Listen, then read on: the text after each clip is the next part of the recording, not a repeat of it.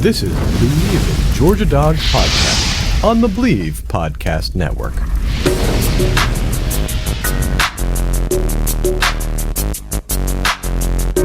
Scored a touchdown earlier on a direct snap. Now it's Michelle's turn, running all the way.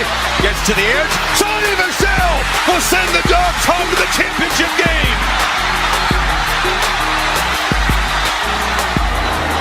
53.5-yard drive near hash, kick right, snap, hold, kick is away, it's reaching, and it is good, good, good. Hot Pod does it. All right, Hot Pod. Wilcox with an up and out, wide open, touchdown, Israel Troupe.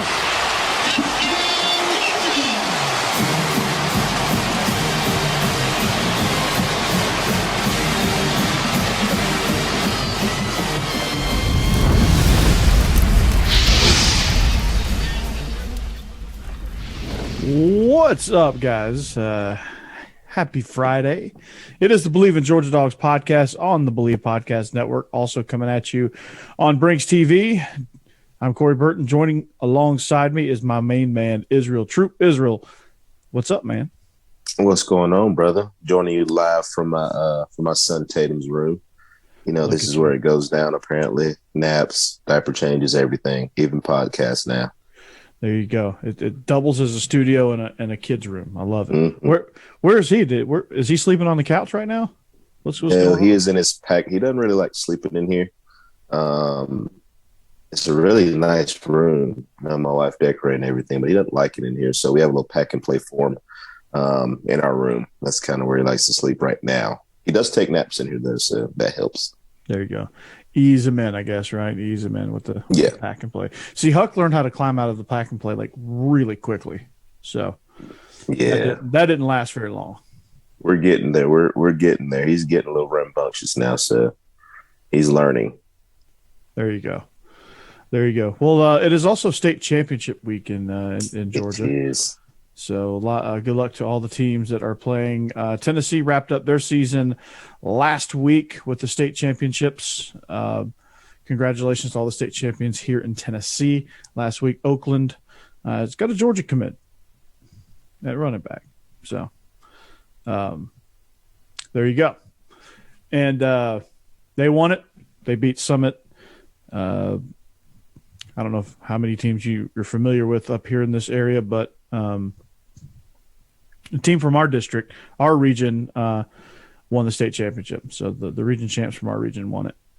Nice. So that validates our schedule a little bit. Tullahoma. I was about to say, you never looking for moral victories or anything, but saying you lost to the eventual state champs, is not a bad way to go, especially when they come out of your region, which shows how good they are.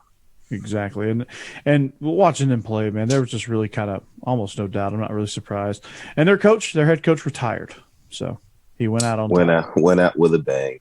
Went out with a bang. You can say that again. So, but we are, actually, Israel, we missed you on Beast of the East, man.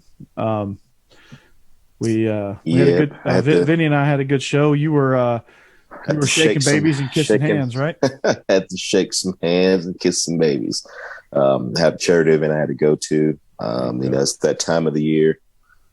Coaching jobs are open, and my wife makes me do things sometimes I don't want to do. So but you got to get those. You got to get that head coaching job, right? Oh yeah, I enjoyed. We had a great time. Met some new faces. Met a lot of people I hadn't seen in a long time. I've got to see them again, so it was great. Well, there you go, man. I just had we got our Christmas tree this past Saturday, so that was good. And like I said, y'all are late. Yeah, we are. Did you have yours before Thanksgiving? Yeah, my wife put ours up a week before Thanksgiving. Did y'all have an artificial, or y'all go real? I don't have anything. She has an artificial tree. She has an artificial tree. I just have to take it out of the attic or the storage unit. Depends on what trees where. Gotcha. So we went to support one of my students' Boy Scout troops and bought some trees from him. So we bought my mother-in-law one, and we bought ourselves one, or she bought it for us because we went and got it, and she paid for it because we went and got it and delivered it. So I'll take that any day of the week. So we got a nice one. It's always kind of a pain in the to get rid of it at the end of the season, but the artificial one, you just pack it up and save it for next year. But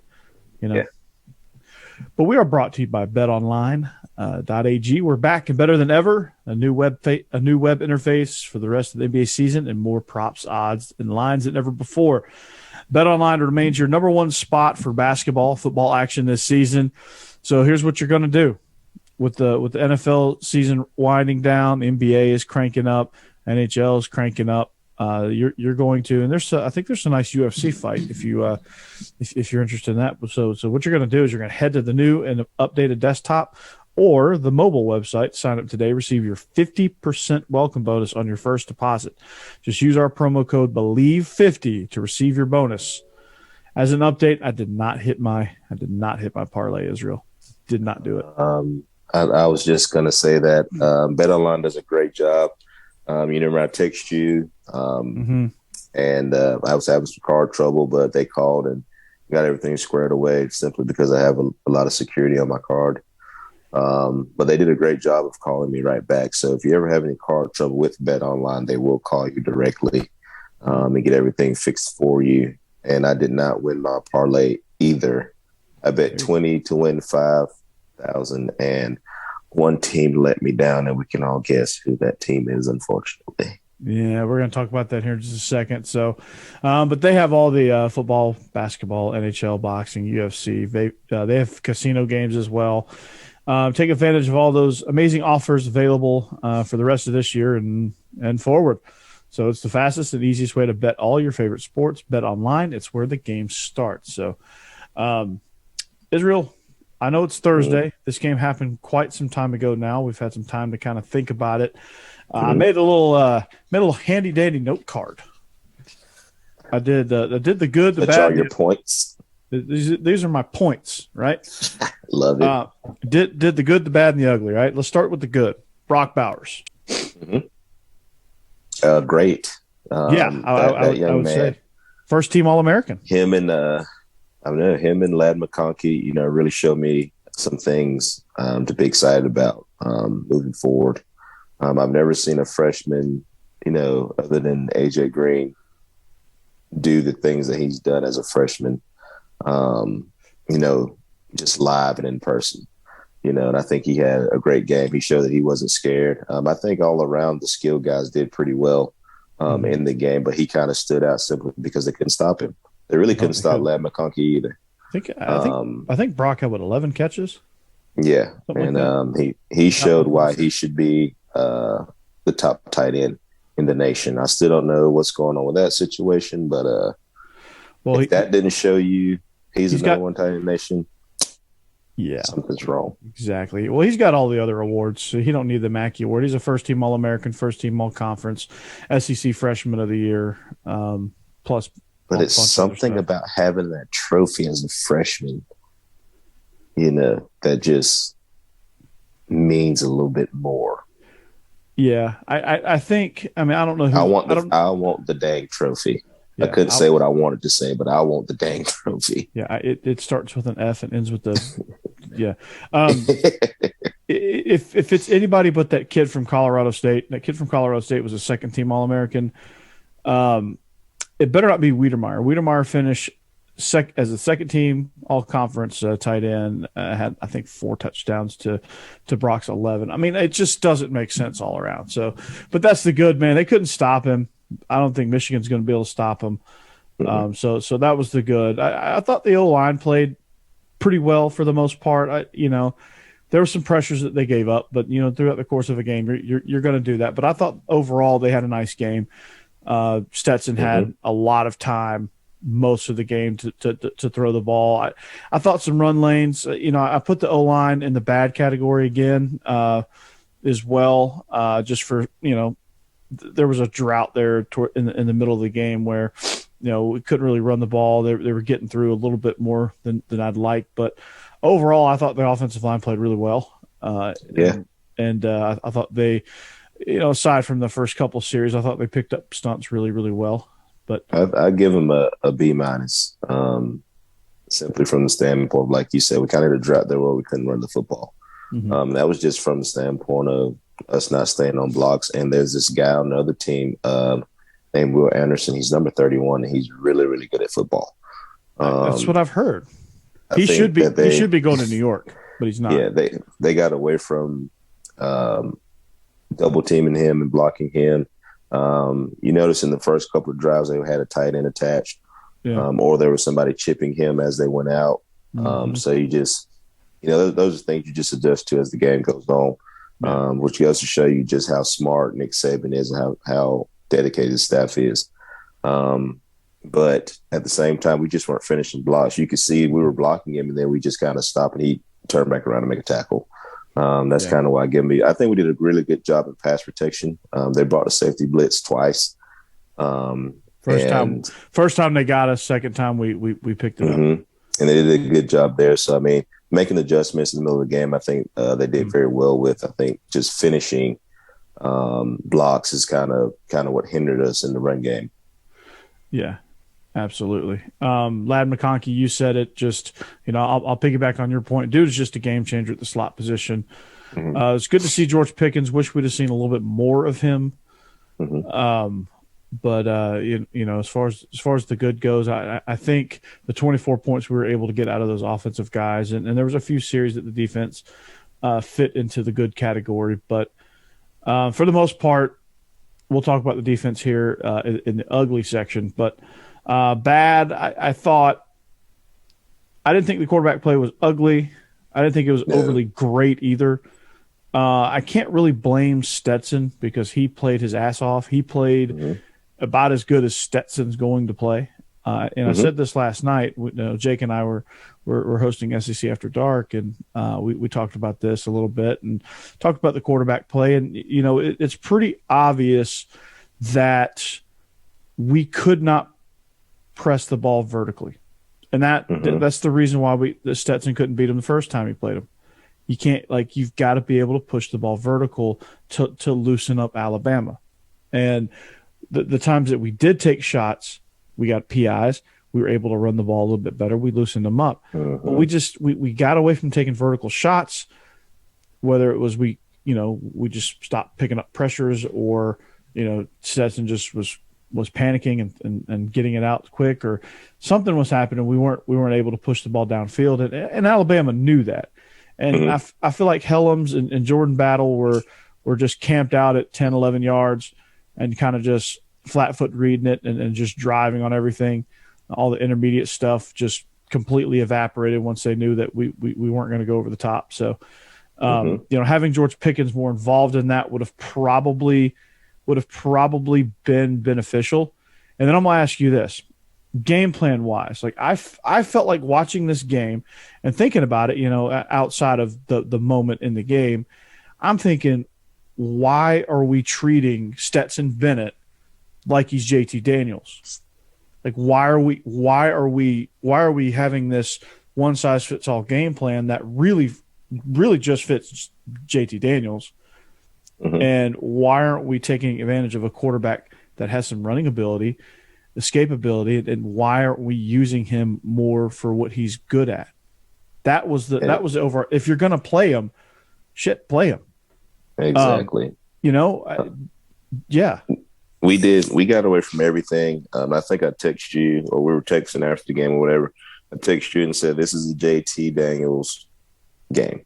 This was his game plan. We talked on Sunday. We had a conversation about it. Yeah, that's right. We game planned this game like JT was going to start. He was going to play. Well, hell, put JT in if that's what you're going to do. We weren't undefeated leading up into that game doing what we did on last Saturday.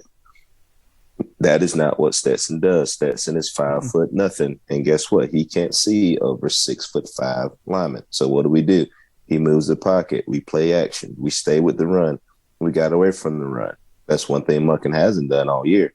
We got away from the run. If you notice, we didn't tempo like we normally do. After the first down, it's usually tempo, and we're snapping the ball and we're rolling. We didn't do that. We played scared. We sat there and we outcoached ourselves. And I tell people all the time, it is very easy to outcoach yourself because you're trying not to make a mistake. Well, guess what? No one gives a shit. Win the damn game. No one cares. I'm throwing every bullet I have at Alabama. Because why? You beat Alabama, you don't have to see them again. Yeah, exactly. What do you have to do now? You have to see them again because you didn't beat them. Yeah, you got to go and get them again. But the game plan itself was more of a JT game plan. No one ever wants to think that that's how it was set up for, but at the same time, if that's the game you're going to play, put JT in the game. But let's think about this as well. They brought a safety blitz twice. Got us the first time, barely. Didn't get us the second time we completed a big play. JT's in the game. That is a sack both times, and they're bringing more pressure and adding more people in the box. What Stetson does do is give you a viable run threat, which he did. He uses legs a couple of times in the game. Mm-hmm. We need more of that. Yes, everybody wants to blame, Stetson. Let's put JT in the game. Well, those people aren't real coaches. Those people don't understand the game plan or the defense. If I'm a defensive coordinator, I'm blitzing the hell out of JT. Mm-hmm. Why? Because he can't run. No. And I'm forcing JT to make quick decisions, and that's how I would play him. And sometimes he makes you pay, sometimes he doesn't. There's times where I think you can get JT by watch Cincinnati and Missouri first half. Cincinnati game in Missouri the first half, and watch JT. Mm-hmm. And that's all you need to know. Exactly. So, it's not Stetson's fault. I just think it was a game plan issue. I think we just went too conservative. We tried not to. We played not to make a mistake. We played conservatively. We played like that. Mm-hmm. Pucker factor was real. Mm-hmm. And you cannot play Alabama like that. You cannot. You can't squeeze a penny through that thing. Well, that's just how nervous we were on both sides of the football. I tell you one thing we did do well that was great. Our special teams was really good, especially punting the football. Yes, we flipped the field. Even though they drove the whole thing a couple times. But we did a great job of flipping the field. They just did a great job of moving the football so we could flip the field. Yeah, absolutely. So it wasn't all bad. No, I mean, it seems bad in the moment. You look at the score and you're like, man, this was ugly. But I mean, honestly, it was a really good game. I just think there's some things here or there if we're more aggressive. If we eliminate their chunk plays, their chunk yardage on all their scoring drives, maybe they don't score. Like, our take the defense, pick six away and recover that fumble. It's a totally different ball game. Exactly. We go into halftime tied up, or maybe even with the lead. Who knows? We might be talking about how we finally got off the schneid against Alabama. So who knows? But we know for next time. If we go down, just go down swinging. I'm going down fucking swing. Excuse my language, but I'm going down swinging. Just go down swinging, man. Yeah. If you're listening to this at work, that we apologize. You got to go down swinging. You can't not go down swinging. I mean, we literally brought a knife to a gunfight. Literally, we did. And we thought okay, we're badass knife fighters. After we scored 10 points, we ran out of bullets. That's what it seemed like. Ran out of bullets, and all we did was grab a knife. Yep. It was like you're playing Call of Duty and you lose all your ammo and you can't pick out anything, so you just have to run around knife killing people. Yeah. You have to melee everybody. Yeah, that's what we did. Speaking of melee, we didn't really do much of that either. The ugly was our pass rush. Where was our edge pressure? Where was our pressure in general? Where were the safeties? Lewis Seen I said this exact word. Safeties were atrocious. Seen had a shocker. Yes, he played so well in the first quarter. After the first quarter, I think they made him think, and he's not a thinker; he's a hitter. Mm-hmm. And they made him go back there and play safety. And he took the cheese. Yeah, he took the cheese on some low crossing routes, and they ate him up. They ate him up. Which at the same time, you got to think we're trying to play. And Chris Smith is on 1.5 legs. Yeah, we're trying to spy the quarterback. We're not sending anybody at him, and there's a crosser in front of Lewis Sing. So what's he going to do? Of course, he's got to take it. I mean, what do you want him to do? Just let it run anyway? But I mean, I don't know. I don't know what the coverage is, but he comes down. I feel like he should have been like that void that he left. I feel like he shouldn't have left that void. But I don't know what the coverage call is. So I'm not gonna go too far into that one particular play with Jameson Williams. That dude just he was going to get at least one like that. So, but it was bad. He outran everybody. He did. Chris Smith. He outran 285 traffic. That's impressive. Yes, he did. Literally, he did. He outran it. The pass rush, like when you rush Bryce Young, you have to just basically send a wall at him. Like you cannot give him an inch of daylight, and you've got to get through, and you've got to get something on him. You got to get in his face. You got to create a wall that he can't see any daylight through, and all of a sudden his eye. If you can get his eyes down like this, like Auburn did, you're good. Yes, he can't do anything. If his eyes go down, he can't do anything. He's going to get hit. He's going to get sacked. He's going to throw incomplete passes. We did that after the first drive of the second half. We started doing it. And then we got out of it. First quarter, we did it. Second quarter was, okay, we got a 10-0 lead. Let's sit on it. That didn't work. Next thing you know, it's 31-17. We're trying to figure out what the hell to do. Then we all of a sudden start playing defense again. Like, okay, we have to approach every series like we're down by 3 touchdowns, and it's the fourth quarter. Like we have to approach every series like with that sense of urgency. That's who we are. That's who Georgia is. We got a way. Like I said, we played not to make a mistake. Anybody that asks me, I break down menu talk. Secondary was a big factor. But at the same time, you have to help your secondary. We have a really good secondary. They're not all 5 stars. They're not all go-getters or anything. But if you line them up at man and just let them play, just press man, we're good because we have the front 7 that can get to the quarterback. That's what we didn't do. We did that in the third quarter, and we reaped the benefits of it. We did that in the first quarter, and we reaped the benefits of it. For some reason, I don't understand why, but we got out of it. But we pressed, and we got – couldn't function when we pressed. Mechie was all flustered. Jameson was all flustered.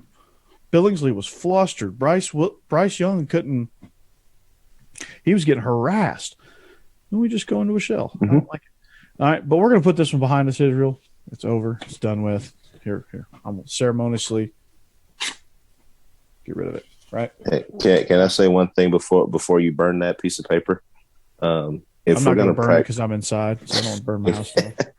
If we're going to practice zone, we got to make sure everybody understands their assignments in zone because there's a lot of times if Bryce Young was really under pressure and he hits the flats, it's a touchdown.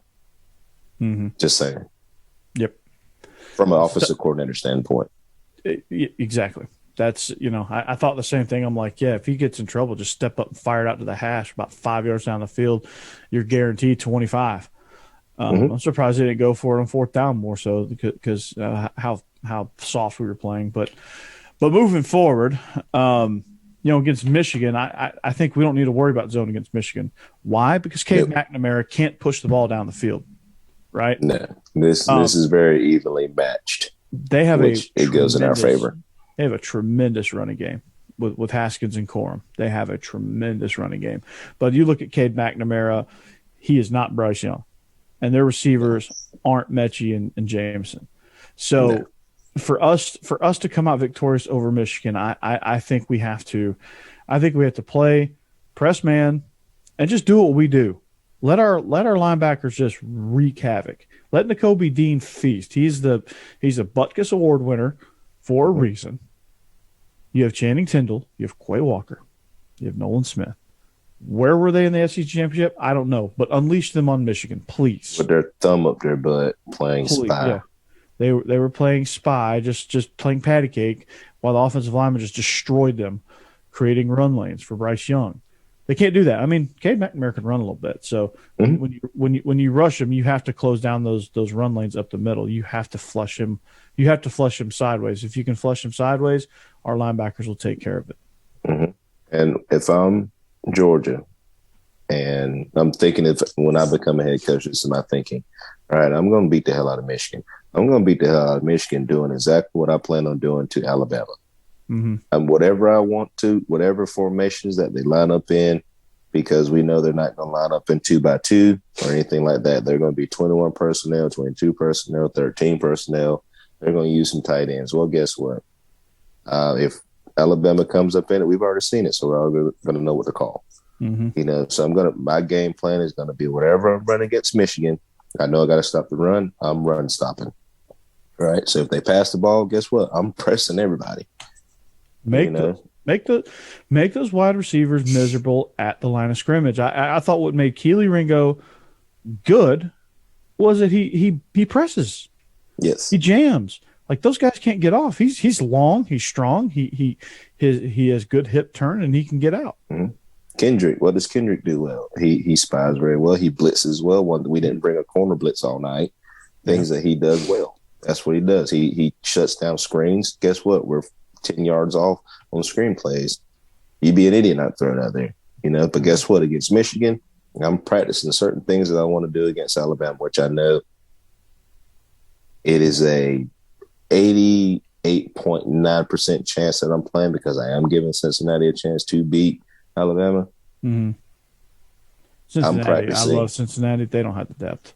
But, yes, I'm practicing my game plan for Alabama. And for Alabama, you got to shut down the quick stuff. You got to play in their face all freaking night long. And we have people that can do it. We have people that can do it. And if you get burned, you get burned. Let's just get in a shootout. Let's prepare for that. It is the sideline to your advantage. I don't care if we win this game 75-72. I really don't care. Yeah. Play to win the game. And you have to get to 35 to win this game. Yes, you're going to have to. Coach Gaddis is a very good offensive mind. He's actually, I just read that, but it's between him and Tony Elliott for the Virginia job. I heard it was almost a done deal with Tony Elliott. That's what but apparently he hadn't called back, so it was kind of in the air. Last I saw, it could have been a while too. But I mean, can you imagine Virginia just waiting to hear back? Like, Tony, yeah, like Tony. Not like they're in the playoff or anything. He sent me the voicemail, guys. I don't know what's going on. What's happening? Tony. Okay. We got Gaddis online too. Gaddis. Yeah. Gaddis online too. So, it's just for Michigan. What Ohio State was able to do really well against them was they were able to throw the ball. They were, and that's what we got. I mean, honestly, the way we match up with Michigan is perfect warm up for Alabama. Like perfectly set up for what we have to do to beat Alabama, to beat Michigan. Like you got to run the football. Yeah, offensively against we got a very physical defensive line, and you're going to have to hit some big plays here and there. You're going to have to play action. You're going to have to move the pocket. Just things like that. They have some guy named Aiden Hutchinson, which he's pretty good. Very good football player. Not a Heisman finalist, but he's very good. Will Anderson's the Heisman finalist in this, but Aiden Hutchinson is really, really good. But, I thought Ohio State, they got out physical because they're not a physical team. Georgia's a physical team, but Georgia's got to learn to be a little bit more explosive than they are. Yeah. And that's what's going to beat Michigan. That's what's going to beat Alabama. What upsets me is that we are explosive, and we literally outcoached ourselves. We coached the game like we were scared. You can't play scared against Michigan because Michigan is they're a very big physical football team. It's like opening. They're going to lay on you, and they're going to beat you. It's like opening the car. It's like opening the garage, taking the Ferrari down to the stop sign, and turning around and going back into the driveway and getting in your Civic. Because you're scared to get a scratch on the Ferrari. You're scared of going too fast. Like that's what Georgia is, right? That's what it is. That's a nice reference too. That's a nice analogy. That's a good one. You got to use that one in class too, man. That was good. I I feel like I'm an English teacher right now. So yeah, that's what we got to do. We got to be explosive. So that's an early look at Michigan. But when we come back from our little Christmas break, Israel, we're going to really kind of deep dive into Michigan and just really kind of maybe I might try to find a Michigan person that we can talk to. I might have one. I might. Let me check my Rolodex and let me get back with you. You really know everybody. I'm gonna have to keep on you on that one. So, I think they finally fired Manny Diaz. We're gonna hit into this coaching carousel a little bit, but want to take a second to talk about our newest sponsor before we do that, because a lot of these people are going to be able to visit Lightbox Jewelry after they just signed their brand new $100 million contract. So say goodbye to dull gifts. Lightbox lab-grown diamonds are the brightest gifts of the year. Using cutting-edge technology and innovative techniques, they've cracked the science of sparkle, creating the highest quality lab-grown diamonds you can find at a light price, $800 per carat. They have the same chemical makeup of natural diamonds, but they're just grown in a lab. Because of their process, they can create stones in bluish pink and beautiful blue, as well as classic white. Lightbox lab-grown diamonds are a gift they'll never want to take off, priced so they won't have to. They really do make any outfit sparkle.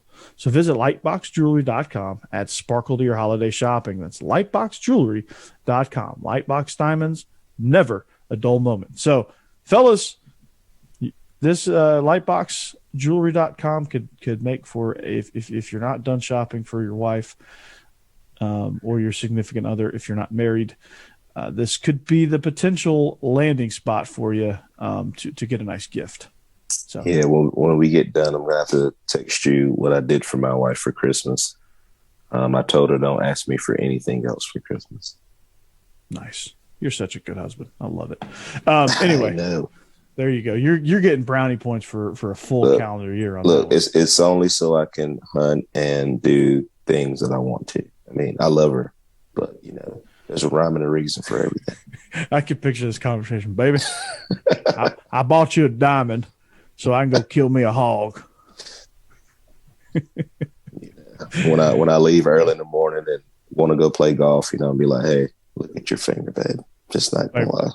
Hey, honey, look at your finger. Now I'm about to go hit some bird. I'm about to go make some birdies. Let's get her done. Here we go. Yeah. That was actually audio of Brian Kelly talking to his wife. Oh, geez. Yeah. That was terrible. I do declare. Welcome to Baton Rouge. Me and my family. Look, I can't even do it because it just doesn't sound natural to me, and I have a naturally country voice. Well, it sounds like somebody from the Northeast making fun of Southerners is really what it sounded like. Yeah. He was like mocking. It was awful. I think I saw somebody that just said, just be yourself, which I mean, you have to be yourself. Like I said, it's a great hire. But if you're trying to fake it to make it already, then that's not very good then. Yeah, I mean, he's faking it to make it in day one. Literally. Like the one day in your entire tenure where everybody loves you unconditionally. Yeah, and now you're a Twitter. Now you're a meme forever and ever and ever. So good job, Brian. So I don't know where we left off in this whole thing with you. It was Thursday. I think Notre Dame had just hired Marcus Freeman, maybe not officially, but something like that. Yeah, I love that hire, man. I love that hire. I also love. Well, let me start with Coach Freeman first. I think I tweeted something that he said about being a player's coach. He's 35, which he's same age as us. He's the head coach of Notre Dame. Same age as you. I'm an old man. I'm 38. Yeah, you're not old. I'm only 33. Only 33. I'm a fresh 33. I just turned 33 a month ago. But that what a huge honor that is. You can see the excitement when he first walked in the room. To talk to his kids, you just see the excitement on his face. The fact that he was able to keep the offensive coordinator there is also huge because most coordinators, upon getting a head coach, they're looking for the next best thing. But when the coordinator tells you he's not going anywhere before they even announce who the head coach is, that just shows the relationship that those two guys had. That's just a great hire. The one hire that people are upset about, well, not people, but certain people who don't know football, is the Florida hire with Billy Napier. It is a great hire. Oh, that's a great hire. Phenomenal hire, man. And for most people who don't understand, I heard his speech the other day. He said he's not worried about the 5 stars and anything, simply because he just got there. How can he worry about players that he has to figure out who's who? He's got to currently talk to his team, the team that's there now. And it's going to be something similar too. Those things get overblown. And Florida fans are blah blah blah blah. I'm like, y'all realize what kind of coach y'all just got? You just got a great coach. You know what? I'm not going to say anything to Florida fans. I hope they rant and rave till the cows come home. I hope they run him off, and he goes somewhere else and he goes somewhere else and absolutely kills it. Like Mike Norvell seems to move on, and he just goes right up the panhandle to Florida State and just kills it.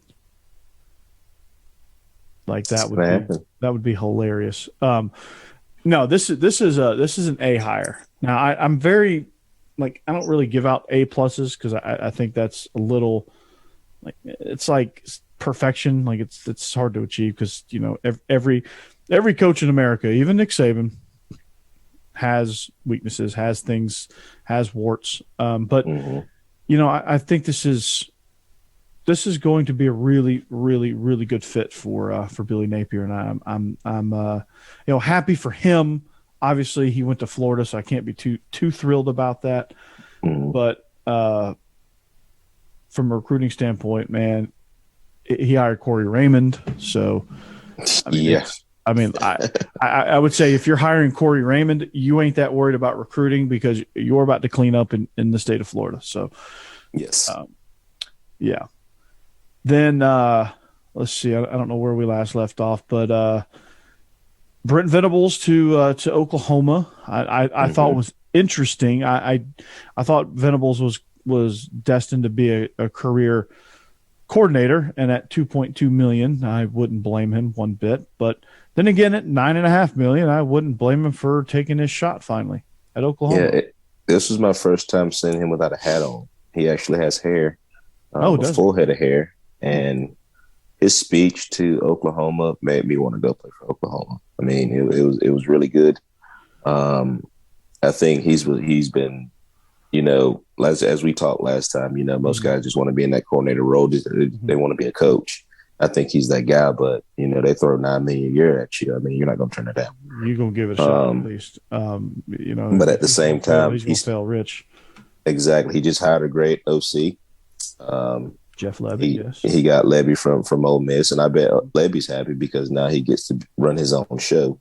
And Alex, what's his name? I don't know his first name, but the DC that's Greenwich, that's it. Yeah.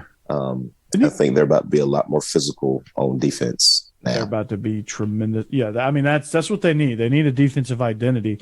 As far as coaching acumen goes, I was never worried about Brent Venables as a coach, but as a head coach, CEO, all of the things off the field, I just didn't think that was his bag, right? He surprised me with a suit on and with the hair and exactly. I was like, check out Coach Finn. What is going on here? The burnout factor is a real worry with guys like that because he just wants to get in there and go, man. And in college as a head coach, you can't do that. You barely do any actual coaching as a head coach in college.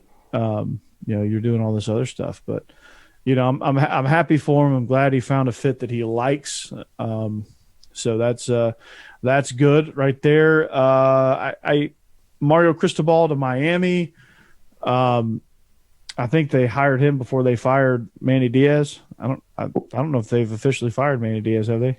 They have officially fired him, which is piss poor management by Miami. Yeah, I think they actually did. But yeah, it's if you're gonna fire, if you're gonna fire me, just go ahead and fire me.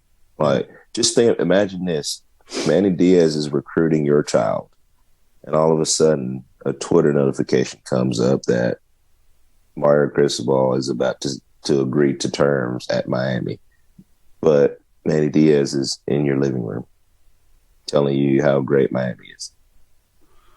Yeah, exactly.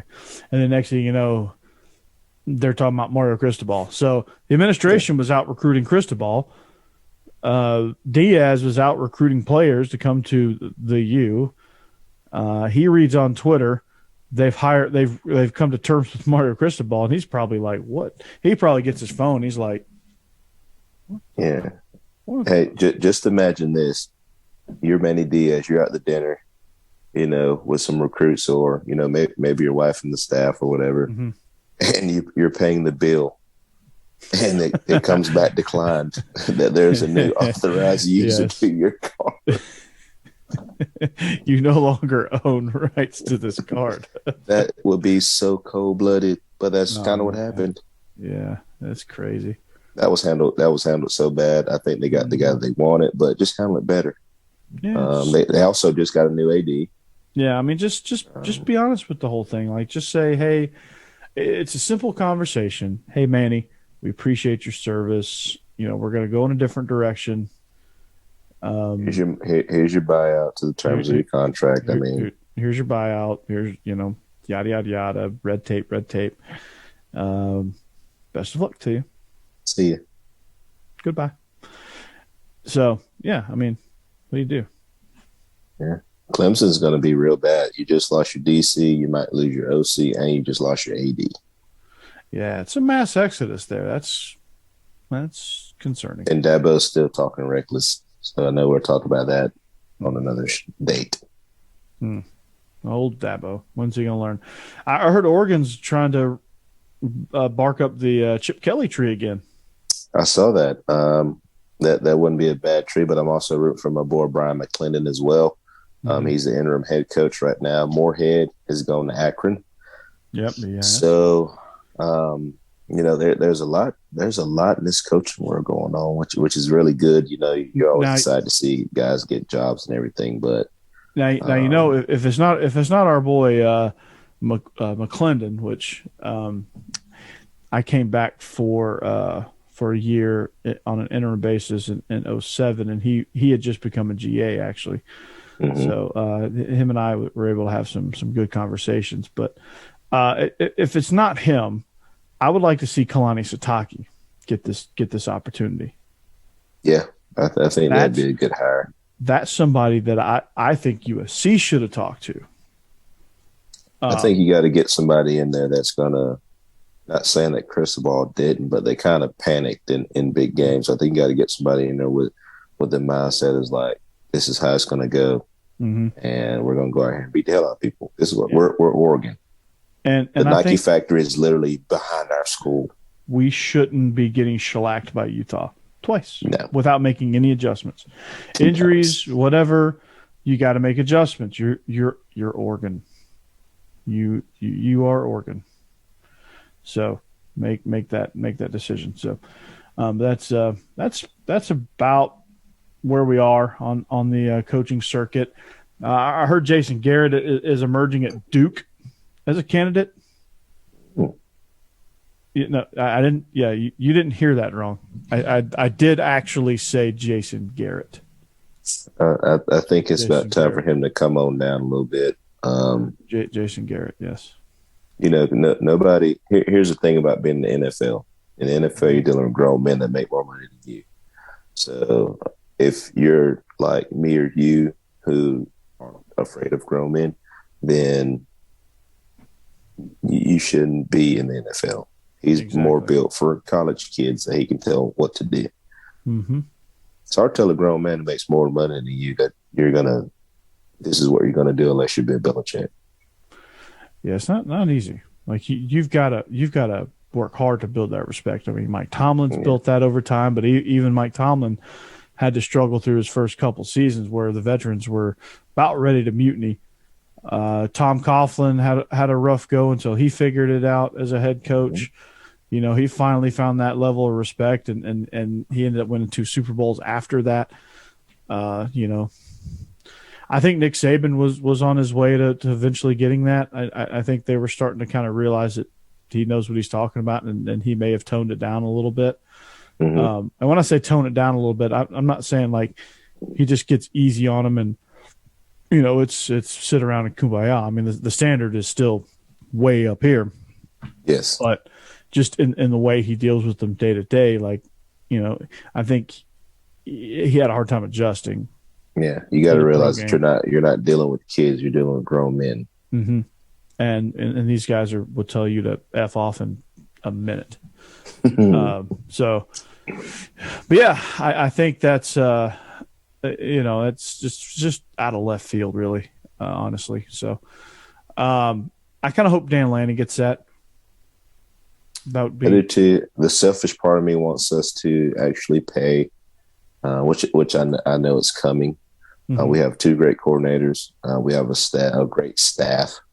You know, Coach Hartley, the things he's done with that tight end room, deserves a little bump in his pay.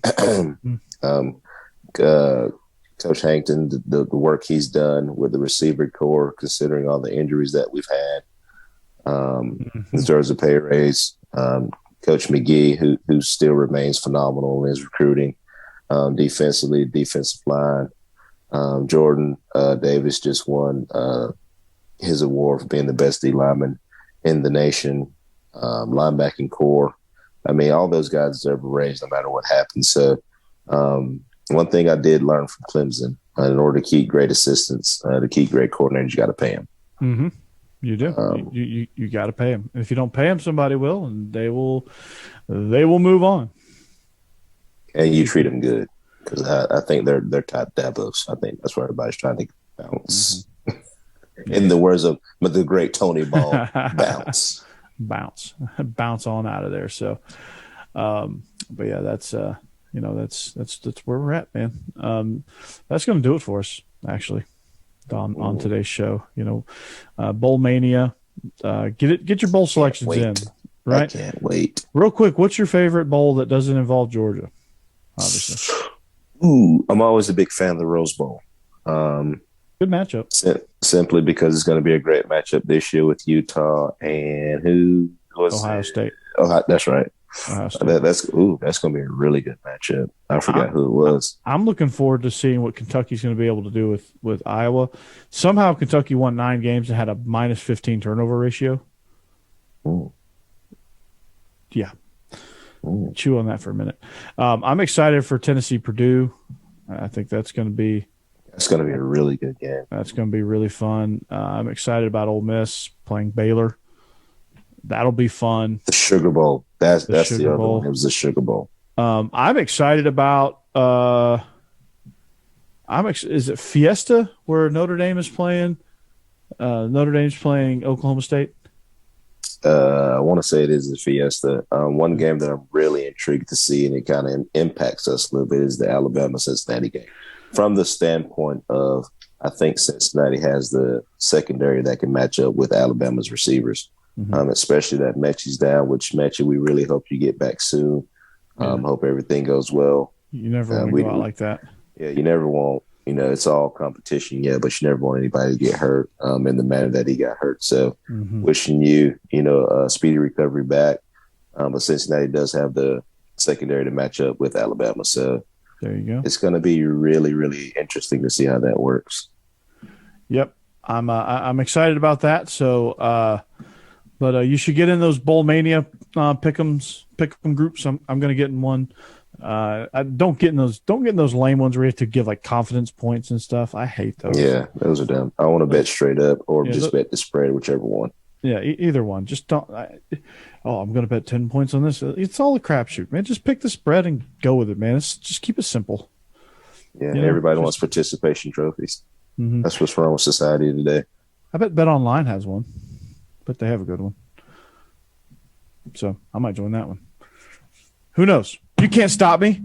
Exactly. So we are the Believe in Georgia Dogs podcast on the Believe Podcast Network. If you haven't already, subscribe, comment, share with your friends.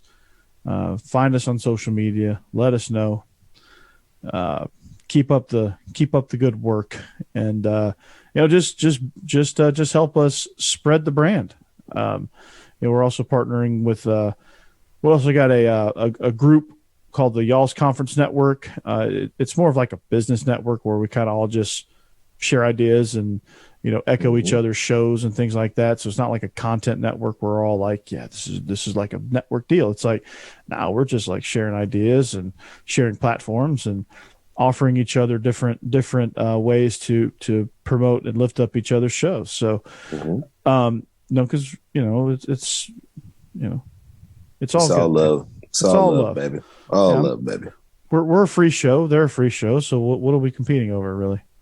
If we join together, we'll get to share in and especially if there's another good Georgia show out there, which DGD I think does a really good job. So you should check that one out. They feature, we might ought to do a double feature there, maybe. Who knows? Maybe down the road. But we are the Believe in Georgia Dogs podcast. Find us anywhere you can, anywhere you get your podcast, YouTube, Twitter, Facebook, all of those places where we will be streaming. You can catch us there. We are presented by betonline.ag.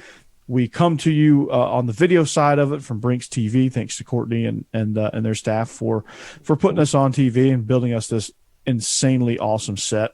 Still my favorite set that I've ever had. This is the bouncing bulldog in the back.